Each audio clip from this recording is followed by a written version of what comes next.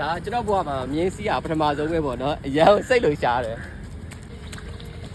ကျွန်တော်ရောက်နေတဲ့နေရာကတော့ရင်ပြည်နယ်ဖန်မြို့နယ်မှာရှိတဲ့ Zwegvin Country Club မှာဖြစ်ပါတယ်ကျွန်တော်တို့ဒီမှာဆိုရင်မြင်းစီးလို့လည်းရတယ်မြင်းစီးနဲ့လည်းအလှတက်ပုံလေးတွေရိုက်လို့ရတယ်ပေါ့နော်မြင်းစီးနဲ့ပေါ့နော်ဟိုးပါ Zwegvin တောင်ကြီးလည်းကျွန်တော်မြင်ရတယ်ပေါ့နော် Zwegvin တောင်ရှူကြီးကိုမြင်ရတာဒီရဲရင်ခုန်ဖို့ကောင်းကျွန်တော်တို့ဒီပတ်လည်မှာဆိုရင်ဒါမြင်းစီးကွင်းပေါ့နော်ကျွန်တော်တို့ဒီဘက်ကမြင်းစီးဆရာလည်းကျွန်တော်တို့ကိုလိုက်ပြီးတော့ပြပေးတယ်ပေါ့နော်ပြီးတော့ဒီအုတ်ထုတ်လေးတွေလည်းကျွန်တော်တို့ငှားပေးပါတယ်ဒါကျွန်တော်ရဲ့ပထမဦးဆုံးမြင်းစီးဘူးတာဖြစ်ပါတယ်ကျွန်တော်လည်းနည်းနည်းစိတ်လို့ရှားတယ်ပေါ့နော်ပြုတ်ကြပါကြောက်တယ်ဒါပေမဲ့အားလုံးအဆင်ပြေသွားတော့အဆင်ပြေပါတယ်ကျွန်တော်မြင်းစီးပြီးသွားပြီဆိုတော့နည်းနည်းမောသွားတယ်ပေါ့နော်ရပ်ပုံရိုက်လို့ရတဲ့နေရာလေးလိုက်ပြပေးမယ်ပေါ့နော်ဒီနေရာလေးကတော့ကျွန်တော်တို့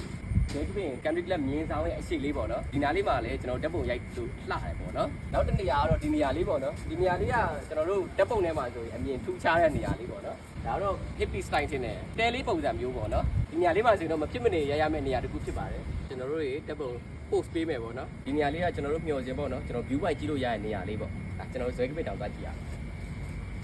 ကိုမှဆိုရင်ကျွန်တော်တို့ Zwegvin တောင်ကြီးကိုမြင်နေရတယ်ပေါ့နော်တိမ်လေးတွေတွေ့နေရဆိုတော့ဒါတော့လှတယ်ပေါ့နော်ပြီးတော့ဒီမျော်စင်ကနေပြီးတော့ကျွန်တော်တို့ဒီဘက်ကစားတောက်ဆိုင်ကိုလည်းမြင်ရတယ်ပြီးတော့ဒီဘက်ကနေပြီးတော့ထောင်ဝီတောင်ကြီးပေါ့နော်ထောင်ဝီတောင်ကြီးရဲ့ဘေးနားမှာစားတောက်ဆိုင်ရဲ့မြင်းစီ club ကဖွင့်ထားတာပေါ့နော်ဟိုးဘက်ကကျွန်တော်တို့မြင်နေရတာမြင်းနေထားတဲ့အမြင်းဆောင်ပေါ့နော်ဒီမှာဆိုစုစုပေါင်းမြင်းက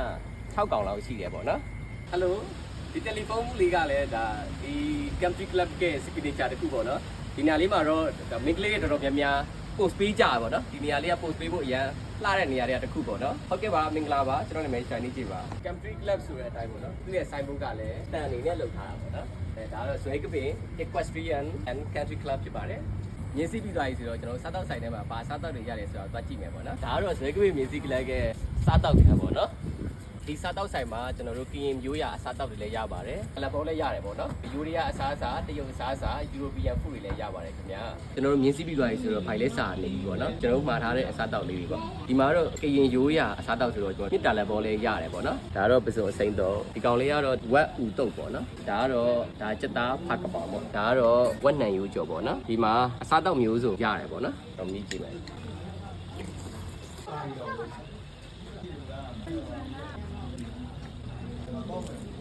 စားတောက်တွေကပေါ့နော်ဈေးလဲတင့်တယ်ခုနကမြည်ကြည့်တာကျွန်တော်တို့ရတာလဲကောင်းပါတယ်ဒီတင်းပေါင်လေးရပေါ့နော်ကြာဆက်ဆက်လေးနဲ့လှနေတဲ့တင်းပေါင်လေးပေါ့နော်ကျွန်တော်ဒီ Zwegvin Music Club မှာဆိုရင်မြင်းလဲစီးလို့ရတယ်မြင်းစီးအလားတက်ပုံတွေလည်းရိုက်လို့ရပါတယ်ပြီးတဲ့အခါကျတော့ကျွန်တော်တို့အစားတောက်ကောင်းကောင်းလဲမာယူစားတောက်လို့ရပါတယ်ခင်ဗျာဒီ Music Club ကဆိုရင်မနက်9:00 နာရီကနေပြီးတော့နေ့လယ်17:00 နာရီညနေပိုင်းဆိုရင်နေ့လယ်3:00 နာရီကနေပြီးတော့ညနေ9:00 နာရီအထိမြင်းစီးလို့ရပါတယ်စားတောက်ကတော့ကျွန်တော်တို့နေ့လယ်17:00 ကနေပြီးတော့ည10:00 နာရီအထိ